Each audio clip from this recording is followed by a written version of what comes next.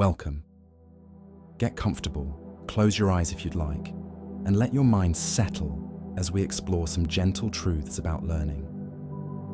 There's no need to remember everything. Just let these ideas wash over you like waves. Our first thought tonight is about practice and how it rewards us most generously at the very beginning. When you start learning something new, whether it's a language, an instrument, or a skill you've always wanted to try, those first few sessions bring the most dramatic improvements. It's almost magical, really. You go from knowing nothing to knowing something, from unable to unable. The graph of your progress shoots upwards steeply in those early days. This is because your brain is making entirely new connections, carving fresh neural pathways where none existed before. Every tiny piece of information is novel, and so every practice session yields visible fruit. You might stumble through a simple melody on day 1, and by day 3, it flows. This early momentum is one of nature's gifts to learners, a kind of encouragement to keep going. And speaking of beginnings, there's something reassuring about the number 20. 20 hours. It's not a lifetime. It's not years of dedication. 20 hours of focused practice is often enough to take you from complete novice to someone who is good, not perfect, but genuinely competent. Think about that for a moment. 20 hours is less than 2 weeks if you practice an hour and a half each day. It's a month if you practice 40 minutes daily.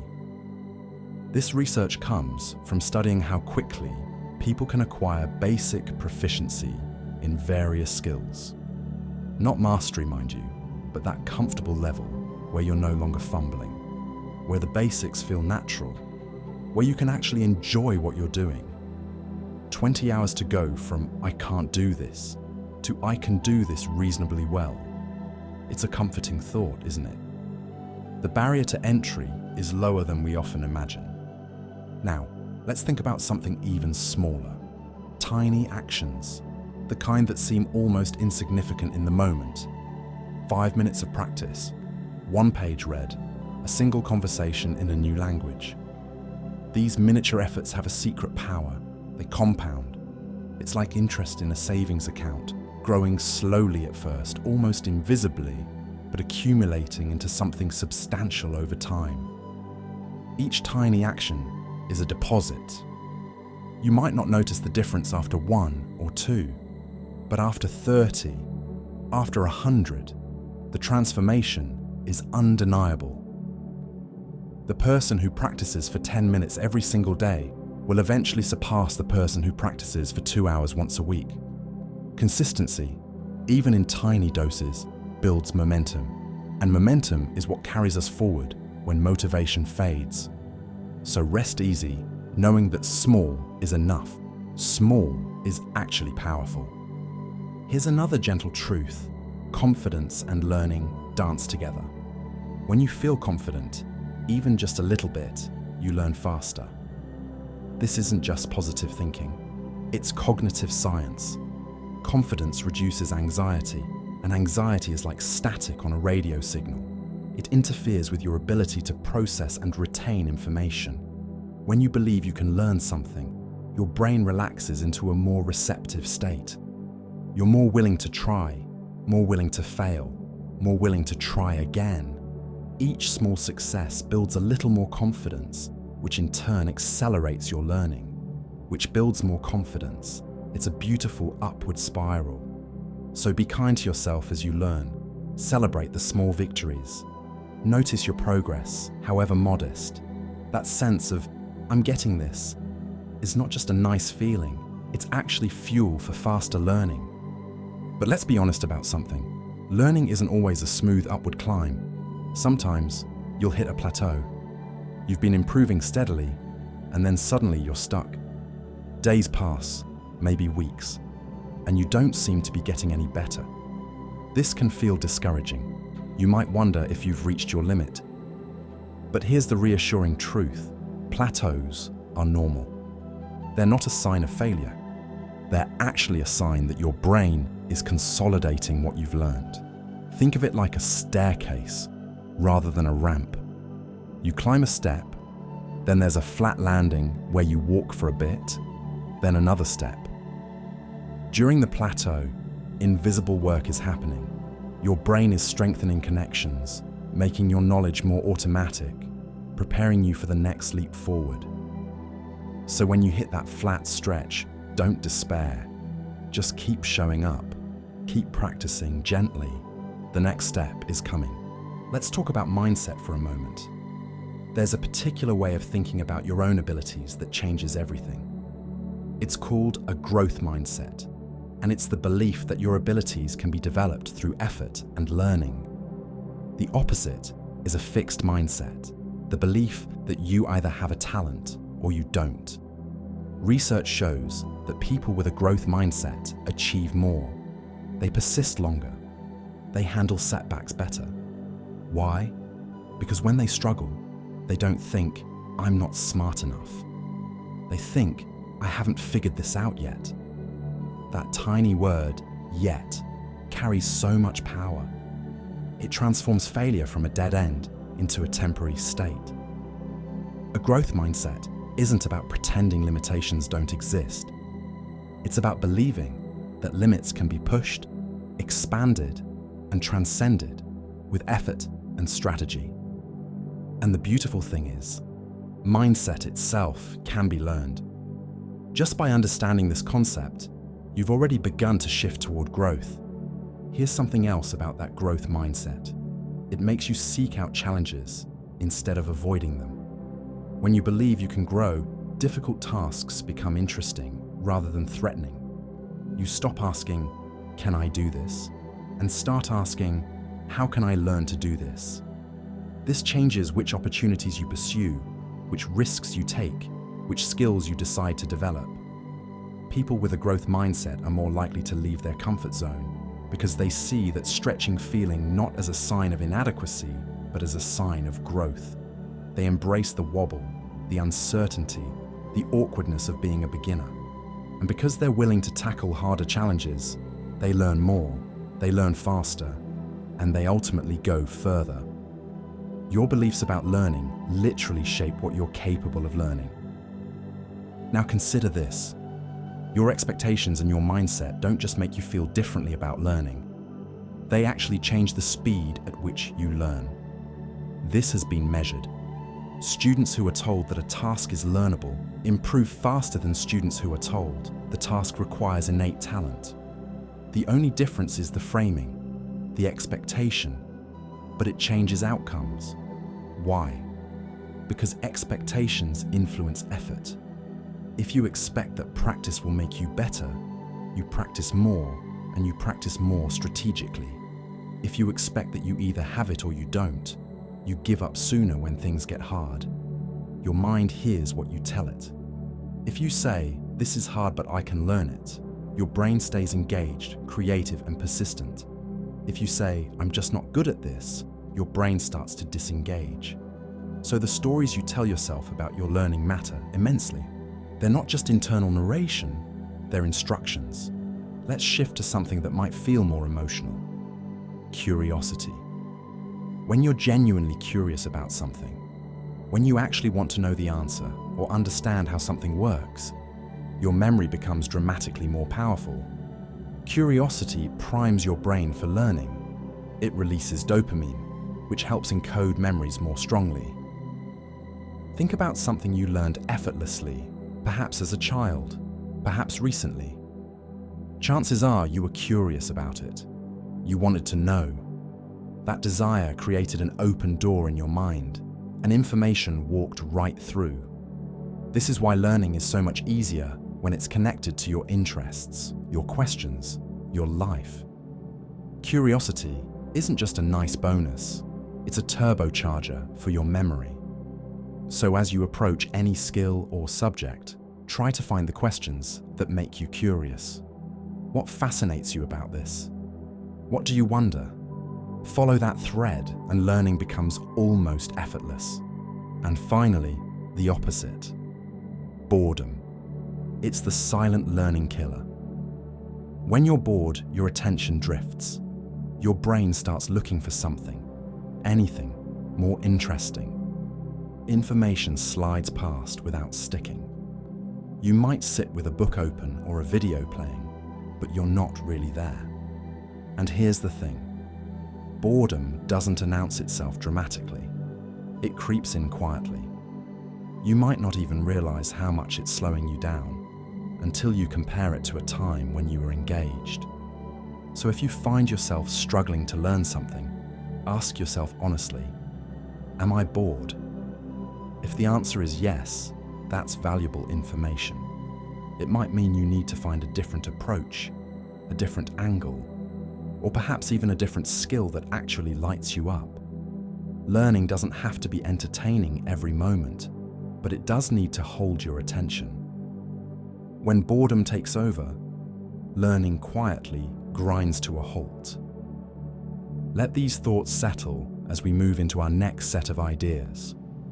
There's no rush, just breathe, relax, and let your mind wander through these gentle truths about how we learn and grow. Let's continue our gentle journey through the landscape of learning. Settle in a bit deeper now, and let's explore how your mind actually builds new skills and understanding. There's something fascinating about how much easier it is to learn when you already know a little something related. Prior knowledge, the things you've already learned in your life, massively changes how quickly you can pick up something new. It's like the difference between building a house on bare ground versus building an addition onto an existing structure. When you have related knowledge, your brain has somewhere to attach the new information. It has context, reference points, a framework. Someone who already speaks Spanish will learn Italian much faster than someone learning their first Romance language. Someone who plays piano will pick up keyboard-based music production more quickly. This isn't about being smarter. It's about having mental scaffolding already in place. Each thing you learn makes the next related thing easier. Your past learning is an investment that keeps paying dividends, so if you're struggling with something entirely new, be patient with yourself. You're not just learning the skill, you're building the foundation for everything related that will come after. And speaking of foundations, let's talk about mental models. These are the frameworks, the structures, the big picture understandings that make everything else make sense. A mental model is like a map of how something works. When you have a good mental model, new information doesn't feel random. It has a place to go. It fits into the pattern. Think about learning to drive. At first, it's overwhelming. So many rules, so many things to pay attention to. But once you develop a mental model of how traffic flows, how other drivers behave, how your car responds, everything starts to click. Individual skills that seemed disconnected suddenly form a coherent whole. This is why good teachers spend time on the big picture before diving into details. They're helping you build that mental model first. When you're learning something new, take time to step back and ask, what's the overall pattern here? What's the organizing principle? Once that clicks into place, everything else becomes easier. Now your brain has limits. It can only hold so much information in working memory at once. Usually around 4 to 7 things, depending on the person and the complexity. This is why trying to learn too much at once leads to that overwhelmed, foggy feeling. Everything becomes a blur, but there's a beautiful solution: chunking. Chunking is when you group related pieces of information together so they count as one thing instead of many. Think about phone numbers. You don't remember 10 individual digits. You remember them in chunks: area code, prefix, last 4 digits. 3 chunks instead of 10 pieces. When you're learning a complex skill, look for ways to chunk information. Group steps into phases. Combine related concepts under a single label. Learn patterns instead of memorizing individual instances. Chunking beats overload every time. It's how you fit more into your mind without overwhelming it. It's mental organization that creates space. Here's another powerful tool: elaboration. This means going beyond just taking in information and actually thinking about it, connecting it, explaining it in your own words. Elaboration deepens understanding in ways that simple repetition never can. When you elaborate, you might ask yourself how this new idea connects to something you already know. You might think of an example from your own life. You might imagine explaining it to a friend. Each of these acts of elaboration creates additional neural connections, additional paths to reach that memory. The information becomes richer, more textured, more integrated into your existing knowledge. It stops being an isolated fact floating in your mind and becomes woven into the fabric of what you know. So as you learn, pause occasionally, think about what you just learned, play with it mentally, wonder about it.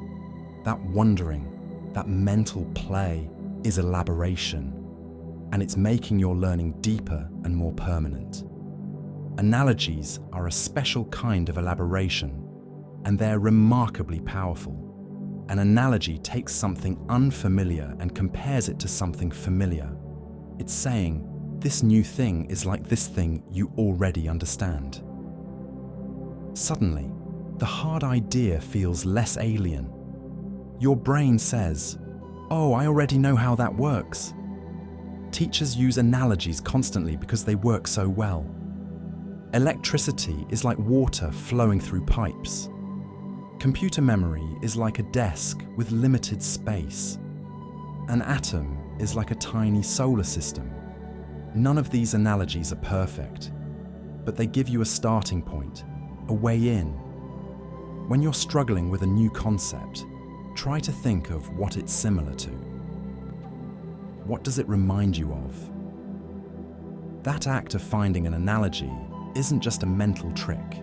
It's actually helping you build a mental model by borrowing the structure of something you already understand. Analogies make hard ideas feel familiar, and familiar feels learnable. Metaphors work in a similar way, but they go even deeper into the abstract. A metaphor doesn't just say two things are alike. It lets you think about one thing as if it were another thing entirely.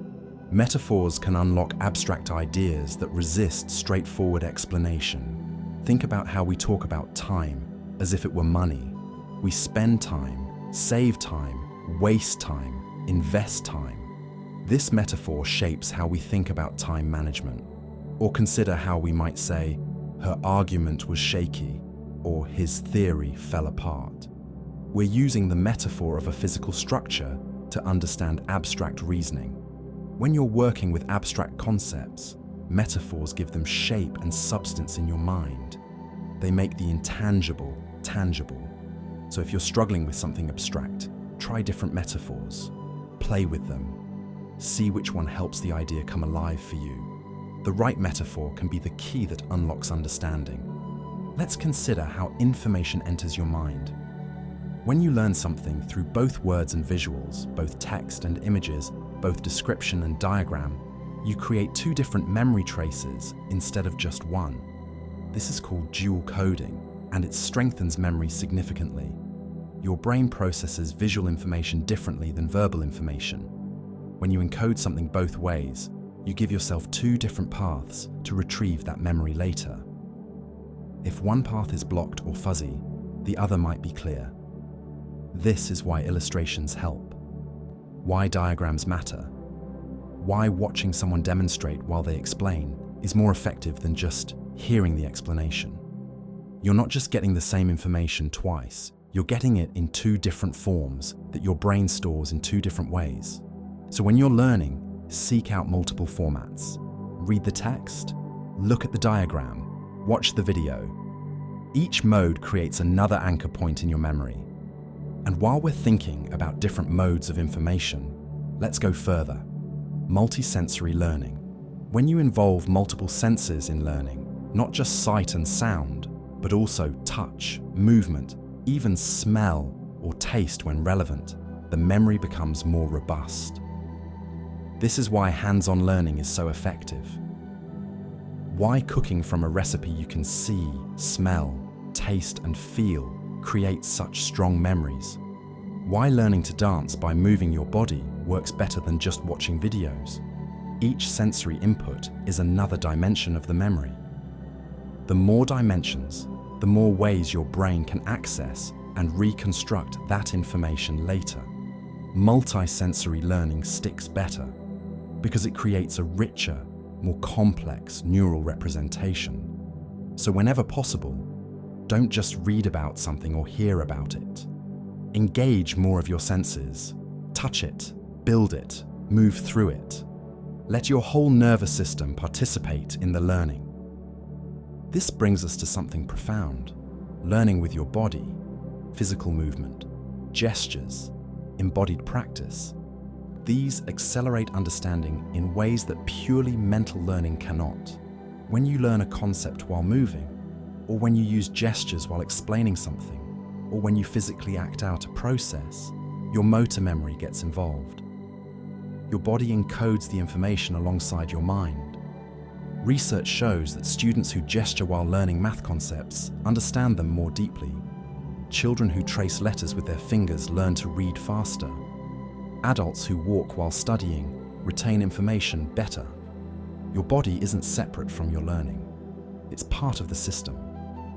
Movement increases blood flow to the brain, yes, but it also creates embodied memories that are more vivid and accessible. So don't just sit still when you're learning something difficult. Move, gesture, act it out. Let your body help your mind understand. Finally, let's think about context and how it shapes what you remember. The environment where you learn something becomes part of the memory. The room, the sounds, the mood, even the smell, all of these get encoded alongside the information. This is why you sometimes walk into a place and suddenly remember things you hadn't thought about in years. The context triggered the memory. Now, this can help you, but it can also hurt you. If you only ever study in one specific place, your memory might become dependent on that context. When you need to recall the information somewhere else, in a test room or a real-world situation, it's harder. The solution is to vary your learning context. Study in different places. Practice in different conditions. This makes your memory more flexible, less dependent on any single environmental cue. On the other hand, if you need to perform in a specific context, practicing in that same context helps. Musicians rehearse on the stage. Athletes practice in the stadium. The context becomes part of the preparation. So think about where and how you'll need to use what you're learning, and let that guide where and how you practice. These ideas about how learning really works, how your mind builds and stores understanding, let them settle into your awareness. There's wisdom here, quiet patterns that govern how we grow and change. Rest in that knowledge as we continue. Breathe deeply now, and let's explore the strategies that actually make learning faster. Not tricks or shortcuts, but approaches that have been tested and proven to work. Let your mind absorb these ideas at its own pace. When you're learning something complex, there's a temptation to try to improve everything at once, but here's a more effective path. Focus on one clear sub-skill at a time. Break the larger skill into smaller, specific pieces, and work on just one piece until it improves. If you're learning a language, maybe focus just on pronunciation for a while, or just on past tense verbs. If you're learning to cook, maybe focus on knife skills before worrying about sauce techniques. This focused approach works because it allows your brain to concentrate its resources. You're not dividing your attention across multiple challenges. You're pouring all your effort into one specific area, which means faster, more noticeable improvement. And there's something motivating about seeing clear progress in one specific thing. It builds momentum. Once that sub-skill becomes comfortable, you move to the next one. Piece by piece, the larger skill takes shape. So resist the urge to work on everything simultaneously. Choose one thing. Get better at that one thing, then choose the next thing. Focus is faster than scattered effort. And speaking of focus, Let's talk about goals, not vague wishes, but clear, specific goals. When you know exactly what you're trying to achieve, your attention sharpens. Your brain knows what to pay attention to and what to filter out. A goal like get better at guitar is too fuzzy. It doesn't give your mind a target, but learn to play this specific song smoothly or master barre chords gives you something concrete to aim for. Clear goals sharpen focus because they turn practice from aimless repetition into purposeful work. You know when you've succeeded. You know what needs improvement. You can measure progress. This clarity eliminates the mental fog that often slows learning down. So before each practice session, set a clear goal. Not just practice for 30 minutes, but by the end of this session, I want to be able to do this specific thing. That clarity transforms how effectively you use your time. Now, there's a difference between just doing something and practicing it deliberately. You could play a song on the piano 100 times and still not improve much. Or you could practice it deliberately 10 times and make significant progress. What's the difference? Deliberate practice means working at the edge of your ability, focusing on your weaknesses, getting immediate feedback, and continuously adjusting your approach. It's not comfortable. It's not mindless. It requires full attention and often feels challenging. When you hit an easy part, you don't just enjoy it. You move on to the hard part. When you make a mistake, you don't just keep going. You stop, figure out what went wrong, and try again correctly. Deliberate practice beats just doing it because it's efficient. Every minute is spent on actual improvement rather than reinforcing what you already know. It's the difference between running the same comfortable pace every day and doing interval training that pushes you. Both involve movement, but one drives adaptation and growth. Here's something that might surprise you. Rereading is one of the least effective study strategies, even though it's one of the most popular. It feels productive. You're spending time with the material, but your brain isn't working very hard. The information feels familiar, which tricks you into thinking you know it. Retrieval practice, on the other hand, is dramatically more effective. Retrieval practice means actively pulling information out of your memory without looking at your notes or the book. You close the material and try to recall what you just learned. You test yourself. You explain it out loud. This feels harder, even uncomfortable, but that difficulty is the point. The effort of retrieving strengthens the memory pathway. Each time you successfully pull something out of memory, you make that information easier to access next time. So instead of reading your notes 5 times, read them once, then test yourself 4 times. The retrieval practice beats rereading every time. It's harder in the moment, but far more effective for long-term retention. This brings us to testing itself and how we often misunderstand its purpose. Most people think of tests as a way to measure what you know, to assign a grade, to evaluate performance.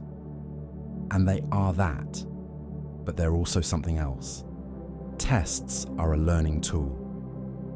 The act of taking a test, of retrieving information under pressure, of applying knowledge to answer questions, this process itself creates learning. Studies show that students who take practice tests learn more than students who spend the same amount of time studying. The test isn't just checking what's in your memory, it's strengthening what's in your memory. It's revealing what's missing. It's creating connections. So don't wait until you feel ready to test yourself. Test yourself early and often. Don't think of tests as the end of learning, but as part of the learning process itself. Each test, even if you don't do well, is making you better. And when we talk about testing yourself frequently, the benefits compound in a remarkable way. Frequent self-testing keeps pushing your scores up because each test identifies gaps that you can address before the next test. You're creating a feedback loop. Test, identify weaknesses, practice those areas, test again, identify new weaknesses, practice those, and so on. Your understanding becomes increasingly solid because you're not letting gaps hide. You're constantly surfacing them and filling them in. This is why students who quiz themselves regularly outperform students who spend the same amount of time passively reviewing. The frequent testing creates a diagnostic tool and a learning tool all in one. So build this into your routine. Don't save testing for the end. Make it a regular part of how you learn. Quick quizzes, flashcards, explaining concepts without notes, any form of self-testing. Do it often and watch your understanding deepen steadily. Let's talk about timing now, specifically about spaced repetition. This is one of the most powerful principles in all of learning science. When you space out your practice over time, instead of cramming it all at once, you lock skills into long-term memory far more effectively. Cramming might help you pass tomorrow's test, but the information fades quickly. Spaced repetition means you learn something today, review it tomorrow, review it again 3 days later, then a week later, then 2 weeks later. Each time you return to the material, you have to work a little to remember it, and that work strengthens the memory. The spacing creates just enough forgetting that the act of remembering becomes powerful. This works for everything: vocabulary, facts, skills, concepts. Spaced repetition locks information into memory so deeply that it becomes permanent. So don't practice something intensely for one day and then abandon it. Spread your practice out. Come back to things. Let time pass between sessions. That spacing is doing invisible but crucial work. And here's something interesting. Spacing doesn't have to mean days or weeks. Even spacing within a single day makes a difference. If you have an hour to practice, you'll learn more by splitting it into 2 30-minute sessions, with a break in between than by doing one solid hour. The break gives your brain time to consolidate. It creates a mini spacing effect. You come back to the second session slightly fresher, and the material has had a moment to settle. This is why marathon study sessions feel productive, but often aren't very efficient. Your brain gets saturated, attention wanes. Taking breaks, even short ones, allows for better processing. So when you're planning your learning time, think about spacing within the day. Practice for a while, take a break, come back to it. Those gaps are working in your favor. But let's also acknowledge that longer spacing can be surprisingly powerful, even when it feels uncomfortable. Waiting a week between practice sessions on something feels wrong. You feel like you'll forget everything. And yes, you will forget some things, but that's exactly what makes the next session so valuable. When you have to work to remember, when you have to reconstruct what you learned, rather than just reinforcing what's fresh, you're building much stronger memories. Research shows that longer gaps between practice sessions, gaps that feel almost too long, often produce better long-term retention than shorter gaps. It's counterintuitive. It feels risky, but your brain is doing deeper work during those longer intervals. So don't be afraid to let time pass between practice sessions. Trust the spacing. Trust that the struggle to remember is actually strengthening your memory in ways that easy recall never could.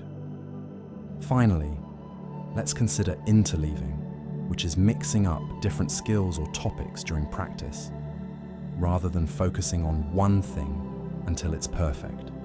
Most people practice in blocks, all of one thing, then all of another thing. But interleaving means switching between different things within a single session. You practice skill A for a bit, then skill B, then back to A, then skill C. This feels messy and harder than blocked practice, but it makes you more flexible and faster at knowing which skill to apply when. Interleaving forces your brain to constantly retrieve different information, to discriminate between similar skills, to stay engaged and attentive.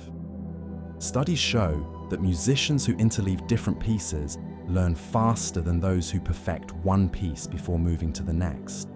Students who interleave different types of math problems perform better on tests than those who practice one type at a time. Interleaving makes you adaptable because you're constantly switching contexts. You're not just learning skills, you're learning when and how to use each skill. So mix things up. Don't practice in tidy blocks. Let your practice be a little messy, a little varied. That variety is training your brain to be nimble and responsive. These strategies, these approaches that actually work, they're not always the easiest or most comfortable. They often involve more effort, more challenge than passive learning. But they're effective because they work with how your brain actually learns, not how we wish it learned. Let these ideas rest in your mind as we move forward, knowing that you now have tools that truly make a difference. Let's settle into a new set of ideas now, thoughts about how to structure your practice so that results compound and multiply over time. Relax, breathe, and let these concepts find their place in your mind. There's a simple loop that acts as a shortcut to better learning, and it has just 3 steps: planning, doing, and reviewing. Before you practice, you plan. You decide what you're going to work on, what your goal is for this session, what specific area needs attention. Then you do the practice itself, focusing on what you planned. And finally, crucially, you review. You look back at what happened, what went well, what didn't, what surprised you, what needs more work. This planning, doing, reviewing loop is a shortcut because it prevents wasted effort. Without planning, practice can drift aimlessly. Without reviewing, you might repeat the same mistakes without realizing it. But when you close the loop, when you complete all 3 steps, each practice session informs the next one. You're building on what you learned instead of starting fresh each time. This loop creates momentum. It turns individual practice sessions into a continuous learning journey where each session builds intelligently on the last. So simple, just 3 steps, but so powerful when done consistently. This practice of reviewing your own learning, of thinking about your thinking, has a name: metacognition. And metacognition speeds up learning significantly.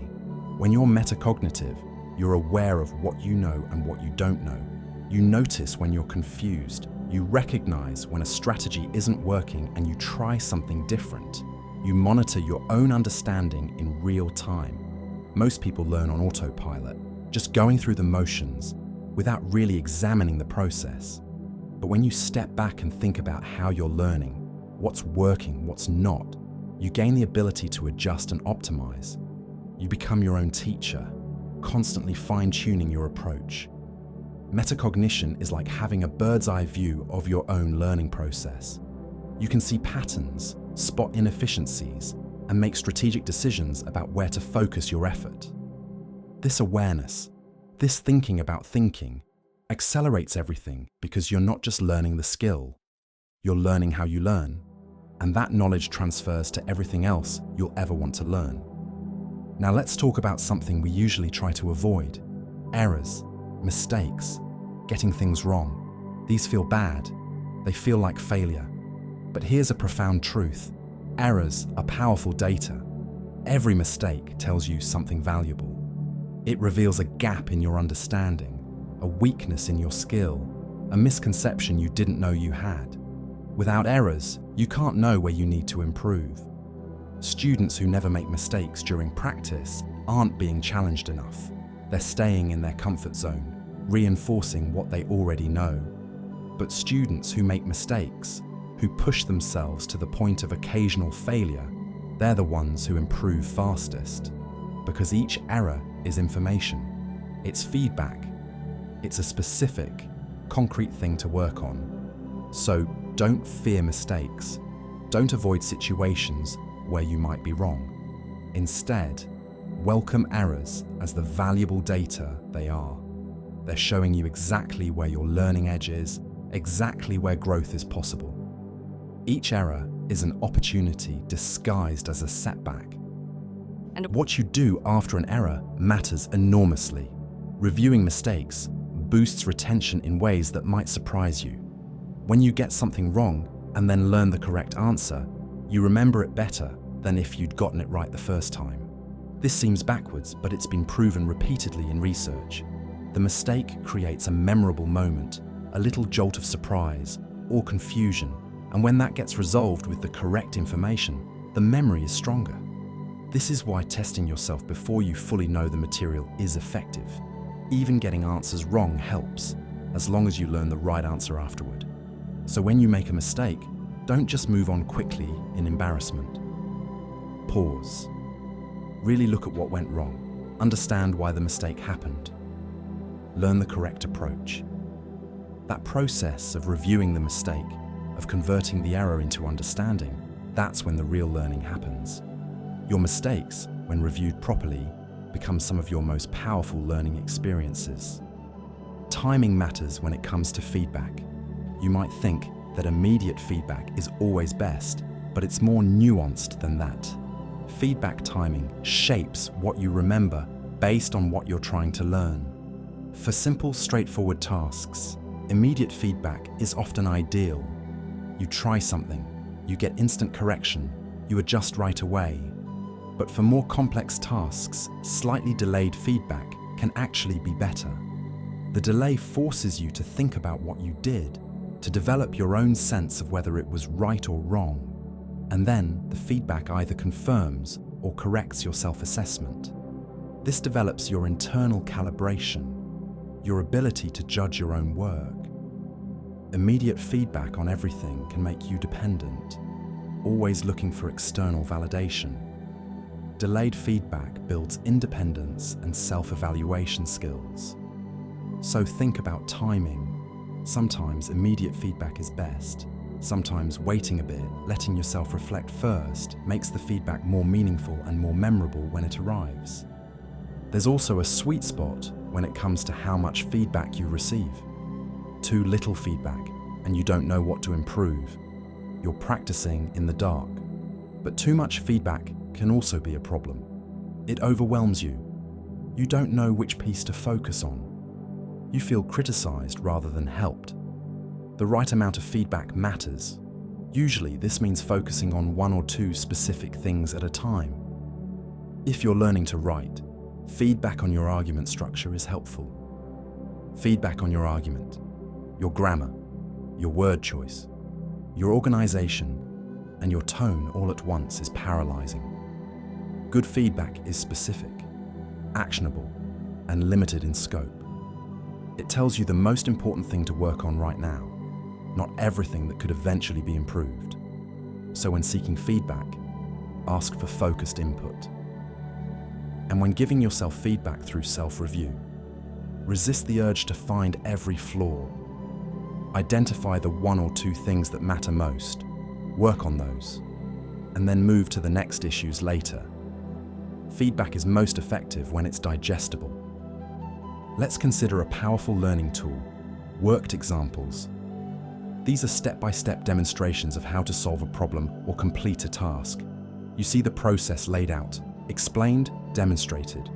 Worked examples reduce cognitive overload because you're not trying to figure everything out from scratch. You're seeing how it's done, which frees up mental energy to understand why each step makes sense. This is especially powerful when you're learning something completely new. Watching someone solve a problem before you try it yourself gives you a template, a structure to follow. Research shows that studying worked examples is often more efficient than trial and error, especially in the early stages of learning. You're building your mental model by seeing the expert process. Once you've studied several worked examples, then you're ready to try problems on your own. The examples give you scaffolding that makes independent practice more productive. So don't skip the examples, don't jump straight to doing. Sometimes the fastest path forward is to first watch, study, and understand how it's done. But worked examples become even more powerful when you add one thing: self-explanation. This means actively explaining to yourself why each step in the example makes sense. Not just reading through the steps passively, but pausing and saying, okay, they did this because, or this step works because. Worked examples plus self-explanation are extra strong because you're not just absorbing a procedure, you're understanding the reasoning behind it. This combination builds deeper understanding than either strategy alone. The worked example gives you the structure, and your self-explanation ensures that structure becomes meaningful rather than just a memorized sequence. Students who study worked examples while explaining them to themselves outperform students who just read through the examples. That active engagement, that effort to articulate the logic, transforms passive observation into active learning. So when you're studying an example, don't just let your eyes move over it. Stop at each step, think it through, explain it to yourself. That's when the real learning happens. Self-explanation itself is a powerful tool that extends beyond worked examples. Anytime you're learning something, pausing to explain it to yourself in your own words upgrades your understanding. It forces you to process the information more deeply. It reveals gaps in your understanding because when you can't explain something, you know you don't really get it yet. Self-explanation makes passive reception active. You're not just receiving information, you're reconstructing it, translating it, making it yours. This works for reading textbooks, watching tutorials, listening to lectures, anything. Pause regularly and explain to yourself what you just learned. Pretend you're teaching it to someone else. That act of explanation creates understanding in a way that silent consumption never quite achieves. Your brain has to organize the information, find the right words, create a coherent narrative. All of that cognitive work is building stronger, more flexible knowledge. But here's an important caveat. Self-explanation has diminishing returns. The first time you explain something to yourself, huge benefit. The second time, still valuable. But by the fifth or sixth time you're explaining the same thing, you're not getting much additional benefit. You're past the point of deepening understanding and into the territory of rehearsal. At that point, it's time to move on to new material or to test your understanding by applying it rather than explaining it again. This is important because self-explanation takes mental effort, and you want to spend that effort where it creates the most value. Early in learning, explain generously, but once something is clear, once you can explain it smoothly, that's your signal to move forward. Don't over-explain.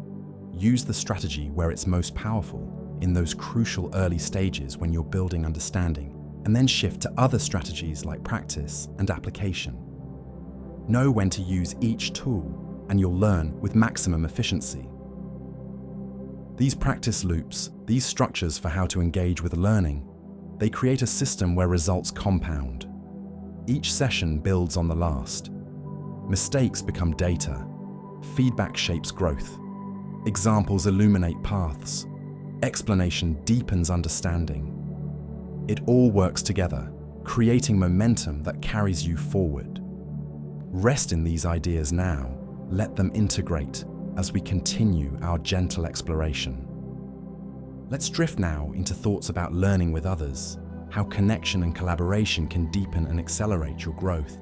Breathe slowly and let these ideas settle around you like a gentle mist. There's something almost magical about what happens when you teach someone else. Teaching others accelerates your own understanding in ways that studying alone cannot. When you prepare to teach, you organize your knowledge differently. You think about what's most important, what order makes sense, what examples will clarify. When you actually teach, you have to articulate ideas clearly, answer questions, respond to confusion. All of this forces you to understand the material at a deeper level than if you were just learning it for yourself. You notice gaps in your own knowledge when someone asks a question you can't answer. You solidify concepts when you explain them out loud. Teachers often say they didn't truly understand something until they had to teach it. This isn't just a saying, it's a cognitive reality. The act of teaching reorganizes and strengthens knowledge. So if you want to really learn something, find someone to teach it to. A friend, a study partner, even an imaginary audience. The act of teaching, even just preparing to teach, will deepen your understanding more than hours of solo review.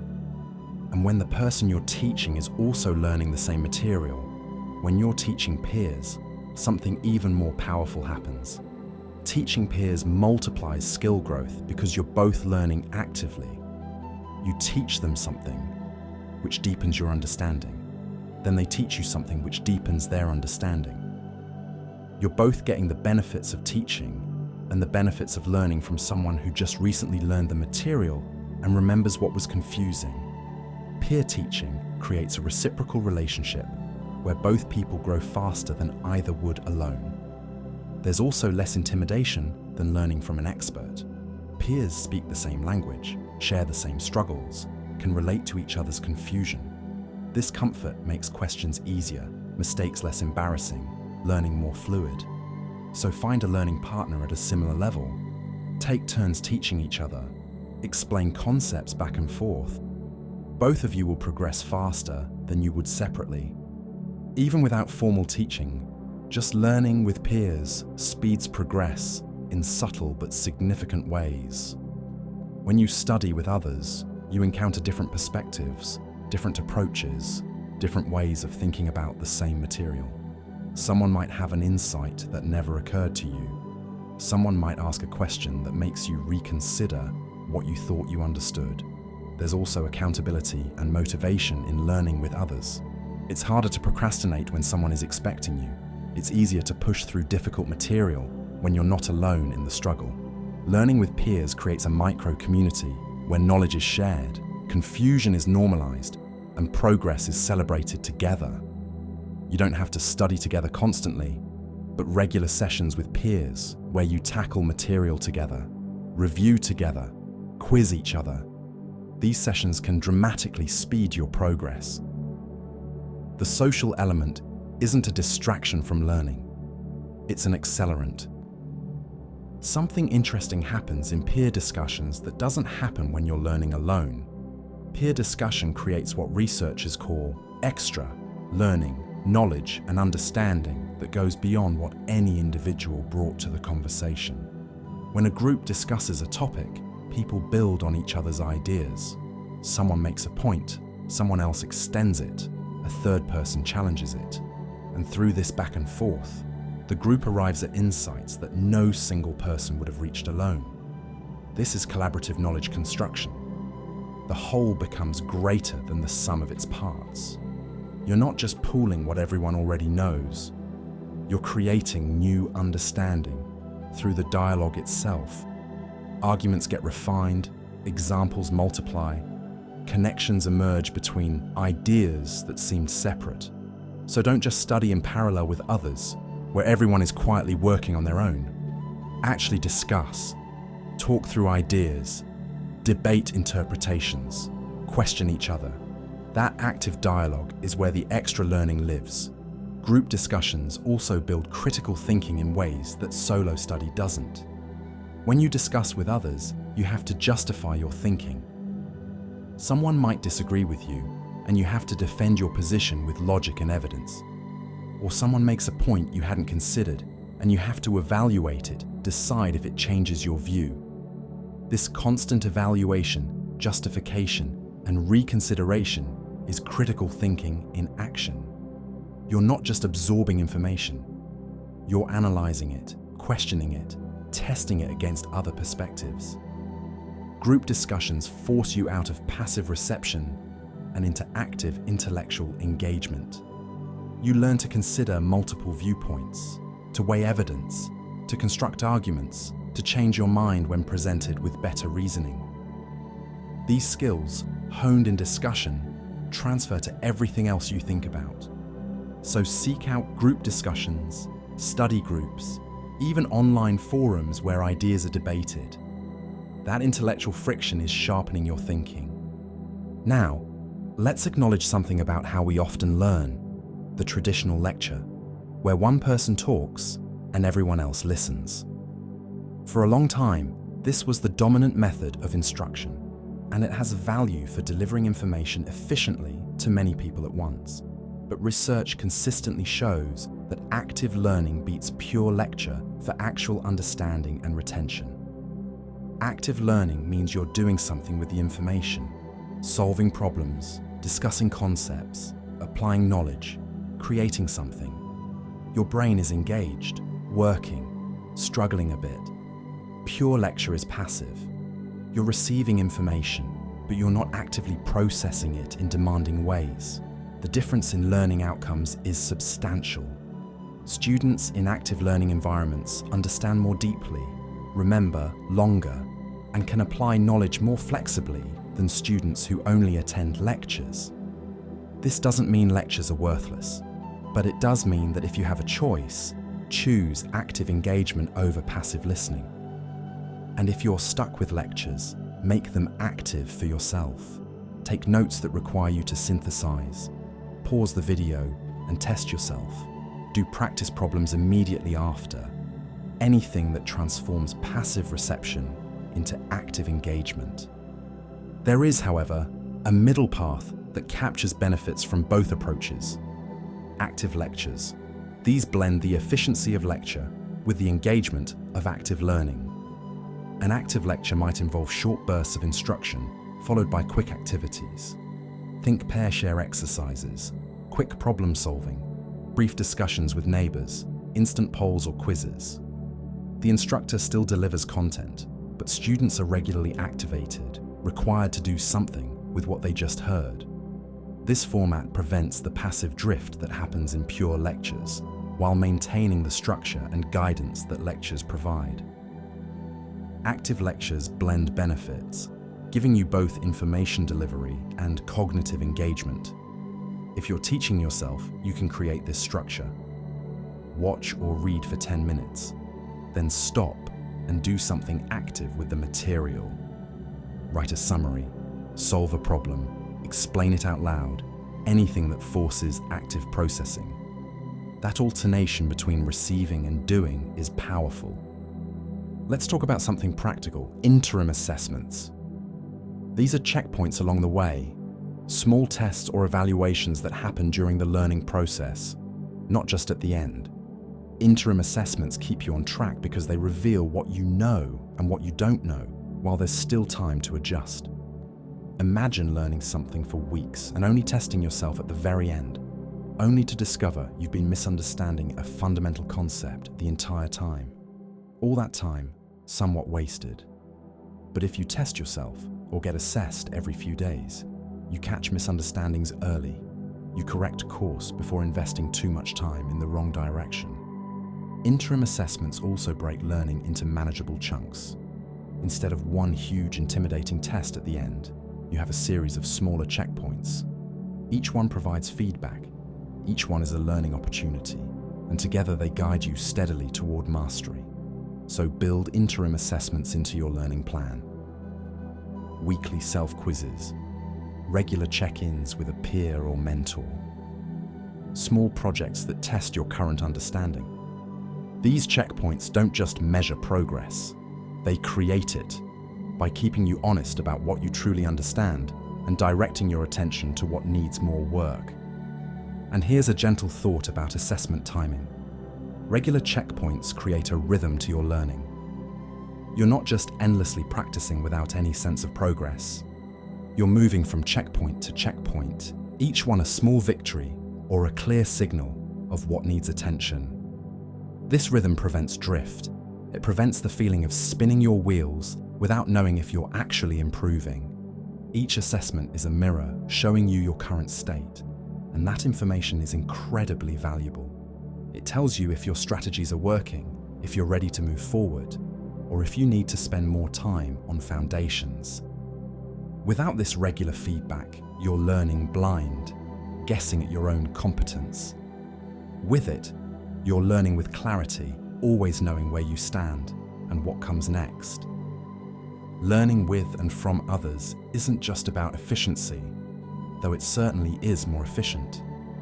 It's also about the richness of shared understanding, the safety of shared struggle, the joy of collaborative discovery.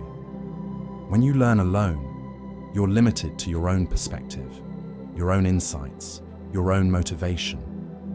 When you learn with others, you multiply resources, perspectives, and encouragement. The material becomes a shared journey rather than a solitary climb. And there's something deeply human about learning together, about growing alongside others who are also reaching for understanding. It reminds us that knowledge isn't just individual accumulation, it's collective, social, built through conversation and shared effort. So as you learn, remember the power of connection. Seek out peers, teach when you can, discuss ideas, assess together. Learning is richer, faster, and more sustainable when shared. Let these thoughts about learning with others rest gently in your mind. Feel the warmth of community, even if it's imagined, supporting your growth. And let's continue forward together on this quiet journey through the landscape of learning. Let's turn our attention now to the daily realities of learning, the habits and choices that shape how effectively you actually learn when you sit down to practice. Settle deeper into comfort, and let these practical truths wash over you. There's something wonderful about habits, the way they remove the need for decision-making and willpower. Habits make learning automatic. When learning becomes a habit, you don't have to negotiate with yourself about whether to practice today. You don't have to muster motivation or overcome resistance. You just do it, the same way you brush your teeth or make your morning coffee. The behavior has become automatic, triggered by a specific time or context, rather than by willpower. This is enormously powerful because willpower is a limited resource, but habits run on autopilot. Once you've built a habit of practicing at the same time each day, or in the same place, or after the same trigger event, that habit carries you forward, even on days when motivation is low. The key is consistency and patience. Habits take time to form, usually weeks or months of repetition, but once established, they become effortless. So if you want learning to be sustainable, don't rely on bursts of motivation. Build a habit. Make it small enough to do every day, attach it to an existing routine, and let repetition do the work of making it automatic. Once learning is a habit, it becomes inevitable rather than effortful. When you do sit down to learn, how you structure that time matters. Short, intense sprints beat long, fuzzy sessions almost every time. A fuzzy session is one where you're sort of working, but also sort of distracted, where your attention drifts in and out, where 2 hours passes, but you're not sure how much you actually accomplished. An intense sprint is focused, bounded, deliberate. Maybe 25 minutes of complete focus, then a break, then another sprint. During those sprints, you're fully present. No phone, no distractions, just you and the material. The intensity makes each minute count. Your brain is engaged, processing deeply, working hard. And because you know a break is coming, you can sustain that intensity. Long, fuzzy sessions feel productive because you spent a lot of time, but short, intense sprints actually produce more learning because every minute is effective. So when you practice, set a timer. Choose a focused duration you can sustain, maybe 15 minutes when starting, maybe 45 minutes once you've built up stamina. Commit to complete focus during that time, then rest. Quality over quantity, intensity over duration. Here's something interesting about pacing. Self-pacing can beat fixed pacing, but only if you use it wisely. Fixed pacing is when someone else controls the speed, like a scheduled class or a video that doesn't pause. Self-pacing means you control when to move forward and when to linger. The advantage of self-pacing is that you can slow down when something is difficult, speed up when something is easy. You're matching the pace to your understanding rather than to an arbitrary schedule. But self-pacing has a trap. You might move too slowly, spending too much time on things you already understand, or you might rush through without really absorbing anything. Self-pacing works best when you're honest with yourself. when you test your understanding frequently to know when to move on, when you're disciplined about not getting stuck in comfortable material. If you can manage that, self-pacing allows for personalized learning that matches your exact needs. You're not bored by things that are too easy or lost by things that move too fast. You're always right at your learning edge, which is where growth happens most efficiently. Let's consider how you take notes, how you capture and process information. Handwritten or active notes beat passive reading by a significant margin. Passive reading is when your eyes move over words, but your mind isn't deeply engaged. You finish a page and realize you don't remember much. Handwritten notes force engagement. You have to decide what's important enough to write down. You have to summarize and paraphrase because you can't write as fast as you read. This selectivity and translation, this active processing, creates learning. You're not just receiving information, you're evaluating it, condensing it, putting it in your own words. Even if you never look at your notes again, the act of taking them creates understanding. Active notes can also be typed, but they need to be active, meaning you're summarizing, reorganizing, connecting ideas, not just transcribing verbatim. The key is that your brain is working, not just recording. So when you're learning from a book, a video, a lecture, take notes actively. Write down key ideas in your own words. Add your own examples. Draw connections. That active engagement transforms consumption into understanding. Something we often overlook: the visual environment where learning happens. Clean visual design improves learning in subtle but real ways. When information is presented clearly, with good use of white space, clear headings, logical organization, your brain can process it more efficiently. Visual clutter creates cognitive load. Your mind has to work to figure out what's important, where to look, how things relate. Clean design removes that friction. The structure guides your attention. Important things stand out. Relationships are clear.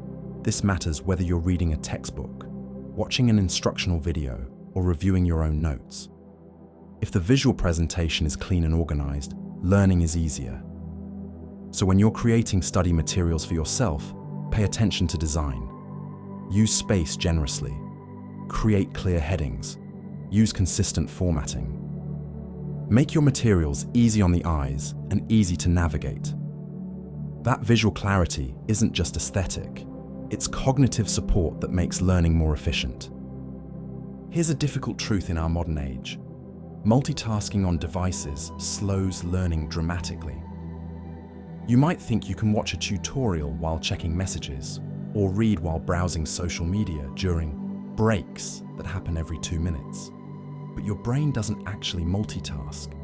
It task switches, rapidly bouncing between different activities. And every switch has a cost. There's a moment of reorientation, of where was I? The result is that nothing gets your full attention, and nothing gets learned deeply. Studies show that students who use devices for non-class purposes during learning sessions perform significantly worse than students who stay focused. The device creates a constant temptation, a constant interruption, a constant drain on attention. If you're serious about learning, the device needs to be away, not just silenced, but out of sight. Remove the temptation entirely. Let your brain give full attention to one thing. The difference in learning quality is profound. Single tasking isn't old-fashioned, it's how your brain actually works best. Even without devices, task switching drains brain power. Every time you shift from one type of task to another, say from reading to checking email to solving a problem, there's a cognitive cost. Your brain has to disengage from one context and engage with another.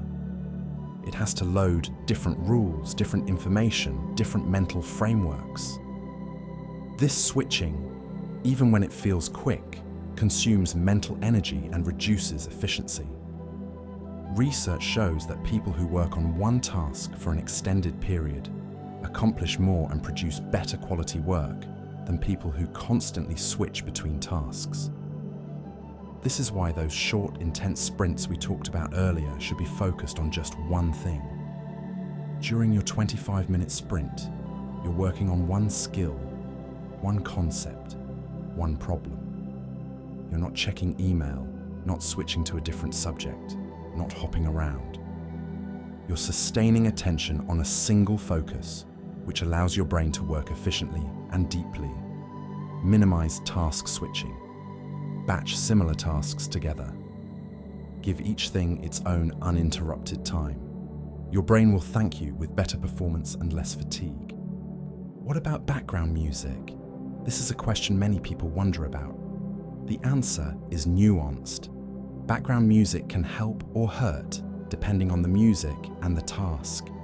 Instrumental music, especially music without lyrics, can help some people by masking environmental distractions and creating a consistent soundscape. It can improve mood and motivation.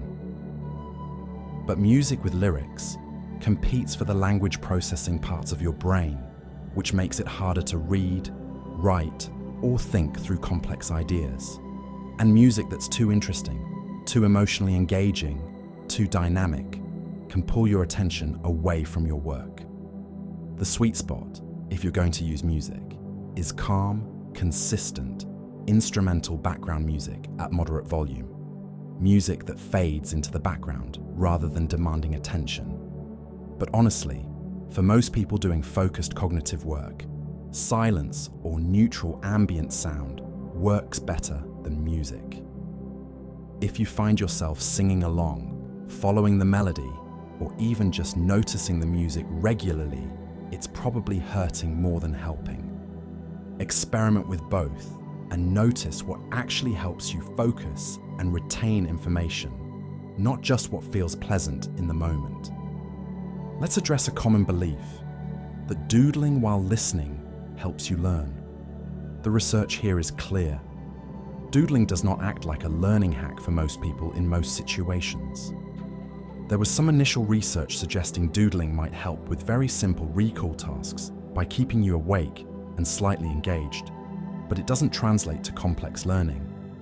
When you're doodling, part of your attention is on the doodle, which means less attention for processing what you're hearing. For deep learning, for understanding complex ideas, you need full cognitive engagement. Doodling diverts some of that engagement. Now, if the alternative is completely zoning out, then doodling might keep you minimally present. And if you're drawing diagrams or visual representations of what you're learning, that's not doodling, that's active note-taking, and it's valuable. But random doodles, decorative drawings, absent-minded sketching while learning, these don't enhance learning and usually reduce it slightly. If you want to maximize learning, give the material your full attention without the distraction of doodling. Save the doodling for times when you're truly not trying to learn anything. These daily habits, these execution details, they might seem small, but they compound into enormous differences in learning effectiveness. The person who learns with focused intensity, who takes active notes, who eliminates distractions, who creates clean study environments, this person will learn dramatically faster than someone with equal intelligence, but poor learning habits. Excellence in learning isn't mostly about talent. It's mostly about execution.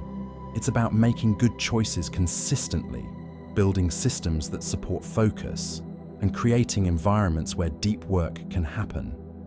These aren't glamorous strategies. They're practical, daily disciplines. But practiced consistently, they transform how much you can learn and how quickly you can grow. Let these practical truths settle into your awareness. Think about your own habits, your own environment, your own patterns of attention. Small changes here can yield remarkable results. Rest in that possibility as we continue this gentle journey together. Let's drift now into the realm of the body and brain, exploring how the physical foundation of your existence shapes your ability to learn. Breathe slowly, relax completely, and let these biological truths settle around you like a warm blanket. There's a reason you're listening to this as you prepare for sleep. Good sleep multiplies practice gains in ways that might seem almost miraculous. When you practice something during the day, you're creating new neural connections, new patterns, new memories. But those connections are fragile, temporary, not yet stable. Sleep is when they become permanent. During sleep, particularly during deep sleep and REM sleep, your brain replays what you practiced. It strengthens the important connections and begins to prune away the noise. A skill that felt shaky at the end of practice often feels more solid after a good night's sleep. This isn't just recovery, it's active consolidation. Your brain is literally practicing while you sleep, running through the patterns, integrating them into long-term memory. Studies show that people who sleep well after learning retain dramatically more than people who don't. Sleep isn't time away from learning. It's when learning becomes permanent. So if you're serious about improving at anything, prioritize sleep. Those hours of rest are working hours for your brain, quietly transforming practice into mastery. And sleep does something fascinating with your memories. It both protects and prunes them. Sleep protects the memories that matter, the ones you engaged with deeply, the ones tagged as important. These get strengthened, consolidated, woven into your long-term knowledge. But sleep also prunes, clearing away the trivial details, the noise, the things that don't need to be remembered. This selective strengthening and clearing is crucial. You don't want to remember everything equally. You want the important patterns to stand out while the irrelevant details fade. Sleep does this filtering automatically. It's like a gardener who waters the flowers while pulling the weeds. When you wake up, your memory is cleaner, more organized, more useful. This is why cramming all night before a test is so ineffective. You're not giving your brain time to do this essential sorting work. You've stuffed everything in, but none of it has been properly processed or protected. Sleep is not optional for learning. It's integral to the process itself. Even short naps can provide learning boosts, though they work a bit differently than full night's sleep. A nap of 20 to 30 minutes can improve alertness and performance on tasks you're about to do. It refreshes your mental energy. A longer nap of 60 to 90 minutes can actually contribute to memory consolidation, particularly if it includes REM sleep. Some research suggests that napping shortly after learning something can help protect that memory from interference. The timing and length matter though. Very long naps can leave you groggy. Very short naps might not provide much benefit, but a well-timed nap of the right duration can sharpen your mind and support your learning. This doesn't replace nighttime sleep, but it can supplement it, especially during intense learning periods. So if you're feeling mentally foggy in the afternoon, a brief nap might be more valuable than pushing through in a depleted state. That short rest can restore cognitive resources and make your next practice session far more effective. Your emotional state and your physical activity, these aren't separate from learning.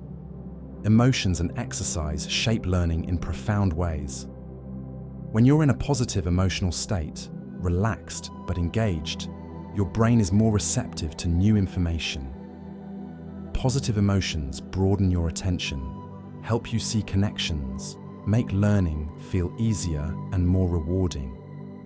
Negative emotions, especially anxiety and stress, narrow your focus and can interfere with memory formation. Exercise, meanwhile, increases blood flow to the brain, releases chemicals that support neural growth, and generally improves cognitive function. People who exercise regularly learn faster and remember more. Even a single bout of exercise before a learning session can enhance performance. A brisk walk, some light cardio, movement that gets your heart rate up. This primes your brain for learning. So pay attention to your emotional state when you sit down to learn. If you're anxious or upset, you might need to address that first through breathing, movement, or simply acknowledging the feeling. And build movement into your routine. Exercise isn't just for your body, it's fuel for your brain. Stress is complex when it comes to learning, and stress timing matters significantly. A moderate amount of stress right before or during learning can actually enhance memory. It sharpens focus, increases arousal, helps information get encoded more strongly. This is why a little pressure, a bit of challenge, can be productive. But chronic stress, the kind that persists day after day, is harmful to learning. It impairs memory, reduces cognitive flexibility, makes it harder to concentrate. And stress that occurs right after learning can interfere with consolidation. So some stress during learning can help, but too much stress, or stress at the wrong time, hurts. This is a delicate balance. You want to be challenged enough to be engaged, but not so stressed that you're overwhelmed. You want the productive stress of effort, not the destructive stress of anxiety. Pay attention to your stress levels. If you're chronically stressed, that needs to be addressed before you can learn optimally. But if you're a bit nervous before a practice session or a test, that's actually okay. That arousal might even help you perform better, as long as it doesn't tip into panic. Here's something beautifully simple. Breathing exercises sharpen concentration. When you're feeling scattered or unfocused, a few minutes of controlled breathing can reset your nervous system and restore mental clarity. Slow, deep breathing, particularly breathing that extends the exhale, activates your parasympathetic nervous system, the rest and digest mode that calms your body and clears your mind. Box breathing, where you breathe in for 4 counts, hold for 4, exhale for 4, hold for 4, is a simple technique that can quickly improve focus. Just a few minutes of this before a learning session can make a noticeable difference in your ability to concentrate. Breathing is always with you. It's a tool you can use anywhere, anytime, to regulate your state and prepare your mind for focused work. When your mind is scattered, when you can't seem to settle into learning, try a brief breathing exercise. Watch how it gathers your attention, steadies your thoughts, creates a sense of calm readiness. Then begin your practice from that centered place. Something as basic as water affects your thinking. Hydration supports thinking more than most people realize. Your brain is about 75% water, and even mild dehydration can impair cognitive function. When you're dehydrated, your attention suffers, your working memory declines, your mood worsens. You might attribute these symptoms to tiredness or lack of motivation, but often it's just thirst. Keeping yourself well hydrated throughout the day ensures your brain has the resources it needs to function optimally. This doesn't mean drinking gallons of water, just maintaining steady, adequate hydration. If you're feeling sluggish or having trouble concentrating, try drinking a glass of water and see if it helps. Often, it does. It's such a simple thing, but the brain is a physical organ with physical needs, and water is one of the most basic. Don't neglect this foundation. Keep water nearby during learning sessions. Sip regularly. Give your brain the fluid environment it evolved to work within. Nutrition, too, plays a role that's often overlooked. Good nutrition supports faster learning, not through any magic superfood, but through providing consistent, quality fuel for your brain. Your brain consumes about 20% of your body's energy, despite being only about 2% of your body weight. It needs glucose for fuel, but it needs steady glucose, not spikes and crashes. Eating regular, balanced meals with protein, healthy fats, and complex carbohydrates keeps your blood sugar stable and your brain well fed. Skipping meals or eating only processed, sugary foods leads to energy crashes that make concentration difficult. Some nutrients are particularly important for brain health: omega-3 fatty acids, B vitamins, antioxidants. But you don't need to obsess over individual nutrients. Just eat real, varied, whole foods most of the time. Treat your body well, and your brain, which is part of your body, will work better. Learning is a metabolic process. It requires energy. Give your body quality fuel, and your learning will be smoother, more sustained, more effective. Let's talk about caffeine, because many people use it to enhance learning. Caffeine helps sometimes, but it's not magic, and it comes with caveats. Caffeine can improve alertness, focus, and reaction time. It can help you push through when you're tired. But it's not actually creating cognitive capacity. It's just temporarily masking fatigue by blocking the receptors that signal tiredness. The fatigue is still accumulating. You're borrowing energy from your future self. Used strategically before a learning session when you need an extra boost, caffeine can be helpful. But used constantly, it loses effectiveness as your body adapts, and it can interfere with sleep if consumed too late in the day. Poor sleep, as we've discussed, undermines learning far more than caffeine helps it. So use caffeine wisely. Occasional strategic use, fine. Dependency on it to get through every day, that's a sign something else needs to be addressed. Probably sleep or stress or overwork. Caffeine is a tool, not a solution. It can give you a temporary edge, but it can't substitute for the foundational practices that actually support learning: good sleep, good nutrition, stress management, regular exercise. These biological foundations, sleep and movement and nutrition and hydration, they might seem distant from the act of learning itself, but they're not. They're the substrate that learning happens on.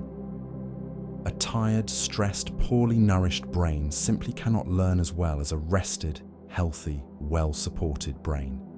This isn't about perfection. You don't need to optimize every variable, but the basics matter.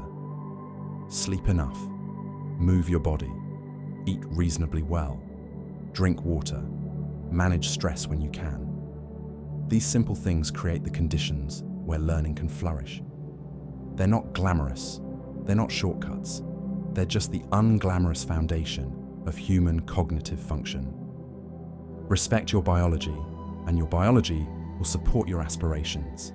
Neglect it, and you'll struggle no matter how clever your learning strategies. Rest now in the knowledge that your body and your learning are not separate. They're one integrated system. As you drift towards sleep tonight, know that this sleep is not time away from your goals. It's essential work being done beneath consciousness, strengthening what you've learned, preparing you for tomorrow's growth. Let yourself sink into that rest fully, trusting the biological wisdom of sleep to do its quiet, essential work. Let's explore now the subtle environmental factors that shape your learning, the small adjustments to your surroundings and state that can quietly optimize how well you think and absorb. Relax into these gentle observations about the spaces and conditions where learning happens. Your brain doesn't function identically throughout the day. Time of day makes a difference in how well you can focus, how deeply you can think, how effectively you can learn. Most people have a natural rhythm, often feeling most alert and cognitively sharp in the late morning, a few hours after waking. This is when complex problem solving, deep focus, and difficult new learning often work best. Afternoons tend to bring a dip in energy and attention, though this varies by person. Evenings might bring a second wind for some, while others feel mentally tired. The key is to notice your own patterns. When do you feel most clear-headed? When does concentration come easily? When do you feel foggy or sluggish? Once you know your rhythm, you can align your learning tasks accordingly. Save your hardest learning, the material that requires the most mental effort, for your peak times. Use your lower energy times for review, for easier practice, for more passive learning activities. You can't always control your schedule completely, but even small adjustments, doing the hard thinking when you're naturally sharp rather than when you're depleted, can make your learning significantly more efficient. Your brain has a rhythm. Work with it, not against it. Light, simple light, affects attention more than you might expect. Bright light, especially light that mimics natural daylight, increases alertness and improves focus. Dim lighting can make you feel drowsy, can reduce concentration, can make it harder to stay engaged with demanding material. This is why learning in a well-lit space generally works better than learning in a dark room. Your brain interprets bright light as a signal that it's time to be awake and alert. Natural daylight is best when available. It regulates your circadian rhythm, improves mood, and supports sustained attention. If natural light isn't available, bright artificial light, particularly light in the blue-white spectrum, can help maintain alertness. As evening approaches and you want to prepare for sleep, dimmer, warmer light is better. It signals to your body that rest is coming. But during learning sessions, especially during those times when you need maximum focus, bright light is your friend. It's such a simple environmental factor, but it genuinely affects how well your brain can concentrate. So check your lighting. Make sure your learning space is well lit. Give your eyes and brain the light they need to stay alert and engaged. Small environment tweaks matter more than most people realize. A cluttered desk creates low-level cognitive distraction. Your brain subconsciously processes all that visual information, which takes away from the mental resources available for learning. A clean, organized space allows your mind to settle and focus. Temperature matters too. A room that's too hot makes you drowsy, too cold, and you're distracted by discomfort.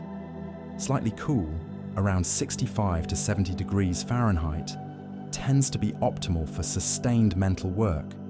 Noise levels matter. Some people need complete silence.